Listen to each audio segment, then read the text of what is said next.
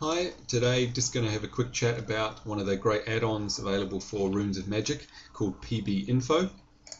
So we'll jump straight into that. The first thing you'll notice when you open up its options is that it has the option to show a timestamp in the chat log. So as you can, well, you probably can't read it, but down here there's some white text.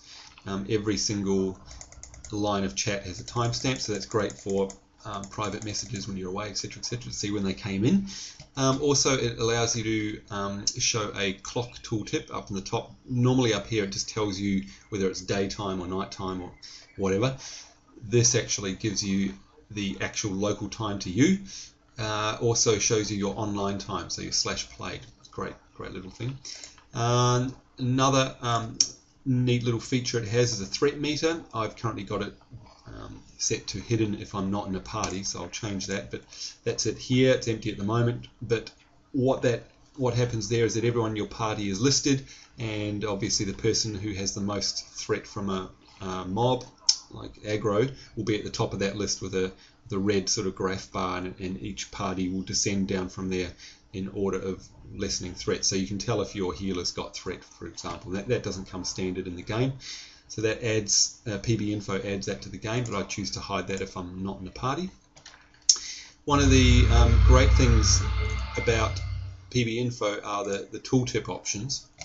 And rather than go through these options here, I'll show you what I mean. So normally when you hover over a mob, now sorry this is laggy, but recording the video it's laggy.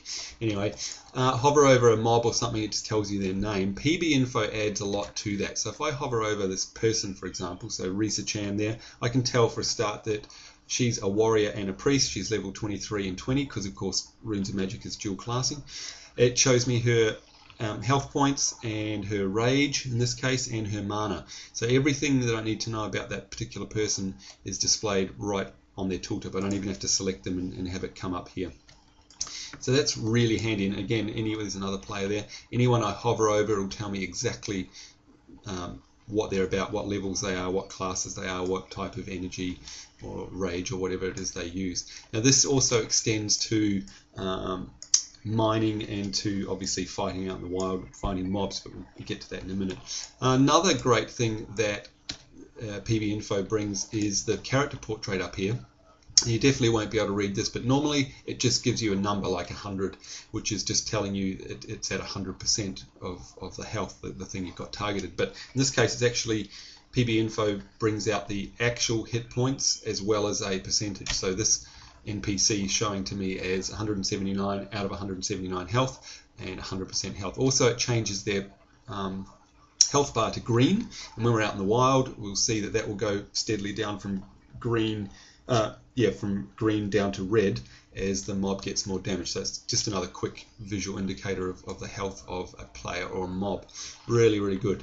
So that tooltip is just fantastic.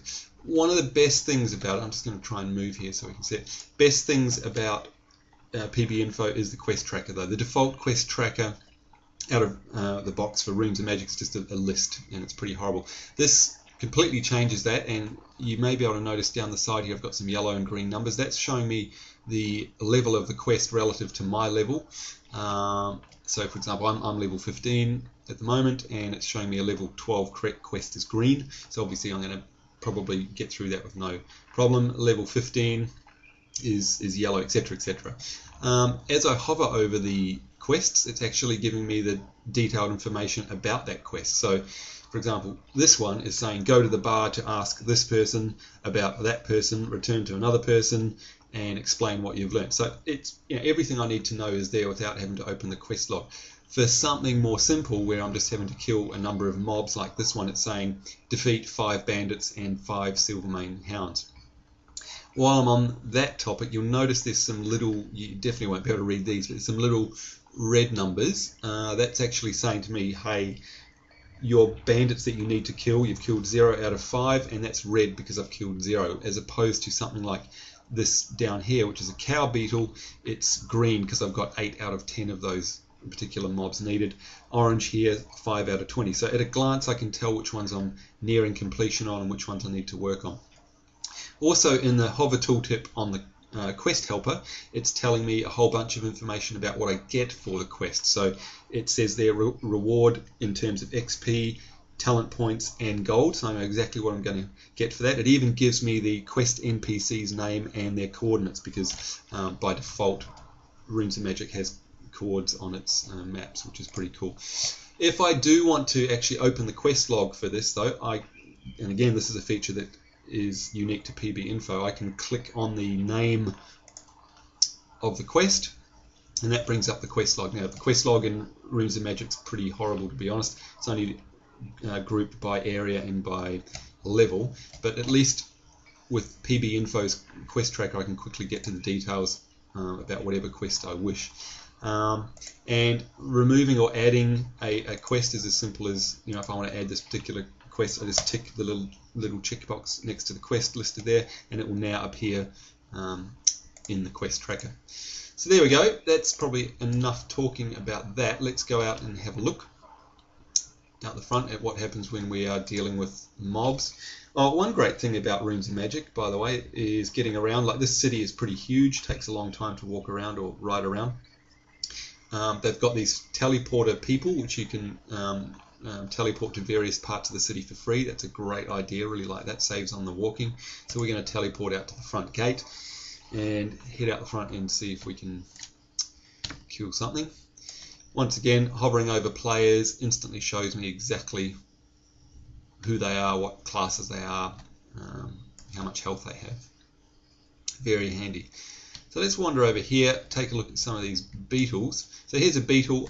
Straight away, just by hovering over it, no, someone's killing it, just by hovering over a beetle, if I can find one,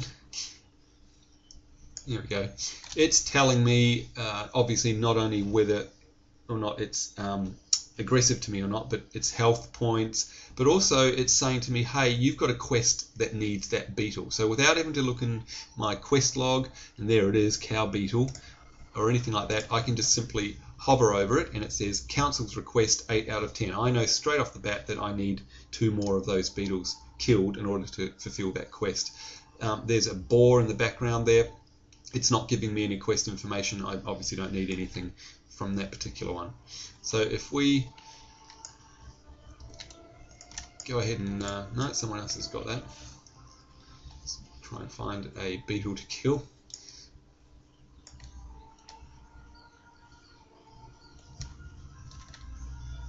Hopefully one will pop back soon.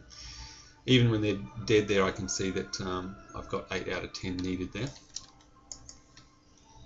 There's one. Alright, so let's start having a go on this guy. And you'll see at the top, happened a little bit quick, whoops, but its health bar went from green to red, basically, in varying shades. Now that I've killed it, when I hover over this beetle, it's telling me I've got 9 out of 10. Great thing is also, not only do I need these beetles for the quest, but I also need parts from it. So here's a beetle leg. When I hover over that leg, it's saying to me, hey, you've got a daily quest, or there's a daily quest available which has beetle legs required. So even if I don't have that particular daily quest, and of course there's lots and lots of them in Runes of Magic, I know that I should probably farm some of these cow beetles and collect these legs because it's needed for a daily quest. Then all I'll need to do is go to the quest board and pick up the quest. I'll already have all the mats needed to be able to hand it in straight away.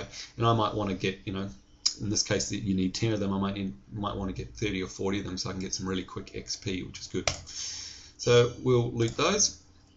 And quickly before the time runs out, we'll try and find a resource node so I can show you how PB Info really helps with the crafting and especially the resource gathering part of crafting. Runes of Magic's pretty good because on the minimap automatically, it's not a mod, it shows you any particular crafting gathers that are available, in this case willow wood. So all I have to do is hover over that and straight away that's telling me, because crafting and resourcing is split out by level in Runes of Magic like any game, that's telling me that willow wood is a level 8 mat and I'm level 11. So right away, without having to go and open my crafting logs and check whether or not I'm the right level, I know straight away that I can start gathering that wood. It also shows me how many I've got in my inventory. Alright, next time we'll talk about a couple of other add-ons. Cheers.